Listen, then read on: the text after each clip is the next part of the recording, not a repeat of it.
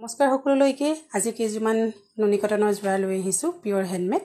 আৰু প্ৰথম কাপোৰযোৰ হৈছে আপোনাৰ গ্ৰে কালাৰত ব্লেক আৰু য়েল্লোৰে কাম কৰা হৈছে খুব ধুনীয়াকৈ মাজত সৰু সৰুকৈ বুটা দিয়া হৈছে আৰু ইয়াৰ পিছৰযোৰ হৈছে আপোনাৰ অৰেঞ্জ কালাৰত সিলভাৰ ৱৰ্ক আৰু য়েল্লোৰে কাম কৰা হৈছে আৰু মাজত ধুনীয়াকৈ মিক্স কালাৰৰ বুটা আছে আৰু ইয়াৰ সাইডৰ পাৰিটো হ'ব আপোনাৰ য়েল্লো কালাৰত কিমান ধুনীয়াকৈ কাম কৰা হৈছে চাওকচোন আৰু ইয়াৰ পিছৰ কাপোৰযোৰ হ'ব আপোনাৰ চকলেট কালাৰত আহিব আৰু ইয়াতে আপোনাৰ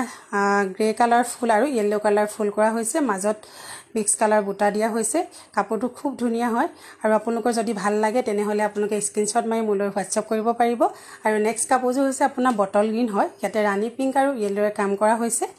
ধুনীয়াকৈ মিক্স কালাৰ বুটা দিয়া হৈছে আৰু ইয়াৰ সাইডৰ পাৰিকিটা হ'ব ৰাণী কালাৰত আহিব আৰু গোটেই কাপোৰখিনি আপোনালোকক মই এবাৰ ধুনীয়াকৈ দেখাই দিম যদি আপোনালোকৰ ভাল লাগে তেনেহলে স্ক্ৰিনত দিয়া নম্বৰত আপোনালোকে কন্টেক্ট কৰিব পাৰিব আজিলৈ তেনেহলে আহিছো আৰু ভিডিওটো চাই কেনেকুৱা লাগিলে জনাব ধুনীয়া ধুনীয়া ভিডিও পাবলৈ হলে ফলো কৰিব মোক